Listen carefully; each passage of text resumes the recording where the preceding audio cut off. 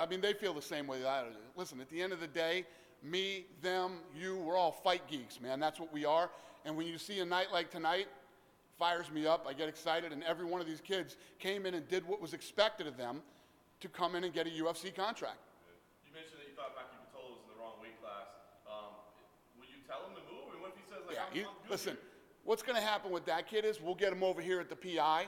He'll work with all these guys over here, the experts. They'll teach him how to eat. They'll teach him how to cut weight, train properly, all these other things. That kid's only going to become better because he got signed. What do you think the lesson is? Because I know that you've kind of been saying that, people think I'm looking for finishers. I'm not just looking for finishers. Right. So what's the lesson that people can take out of tonight, for instance? Listen, this is, I mean, they say it at the beginning. It's a little corny and whatever, but it's the truth. You know, this is the hardest job interview ever. You know what you're here to do. You know, and listen, I've been doing this for 20 years. You know what I'm looking for. If you don't know what I'm looking for by now, you know, I'm not looking for guys that come over here and try to win the opportunity to get into the UFC to play it safe to win. You know, you got to decide whether you want to do that the rest of your career. But you don't do it here. That's not what this is about, and that's not what I'm looking for. Last thing for me, what does this mean for the people next week? I mean, you can't give out 5 deals every week, right? Does it make it harder next week? You got to be more selective? Give out 5 deals every week for the rest of this, as long as this thing goes on, if they deserve it. If you deserve it, you're going to get a contract. I'm not going, well, this guy deserves it, but I don't want to give out 3 contracts this week. I'm going to give it to whoever it deserves. Listen, we're not doing fewer fights, you know. Fewer people aren't getting injured every month. It's, you know, we'll make it work. And you have to make tough decisions, because guess what?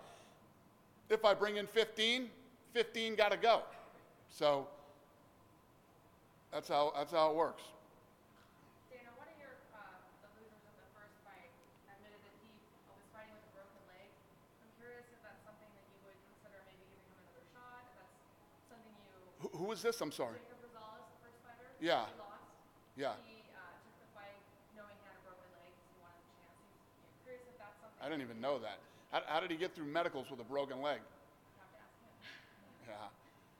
Yeah. Yeah, listen, we really like that kid. He was tough. Again, when you look at that first fight, and it takes 2 to make a great fight.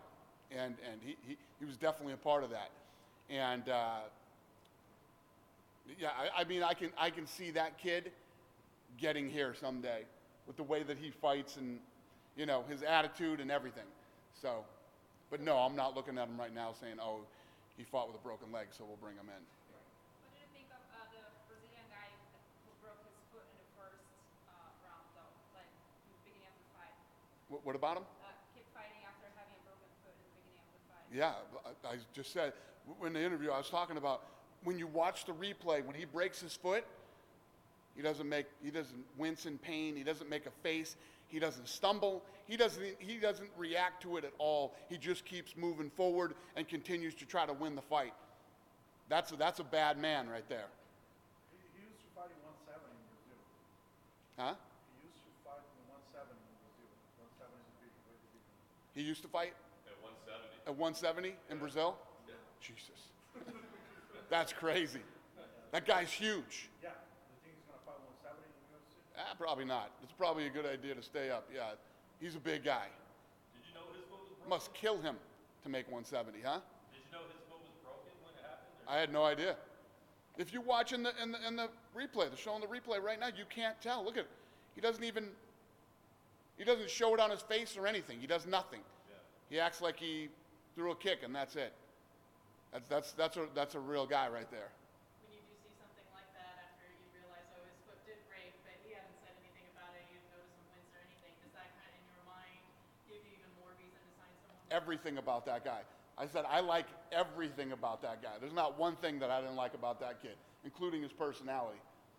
Dana, just curious, will the developmental deal ever be dusted off again? And if so, what's your preferred criteria for such a thing to be handed out?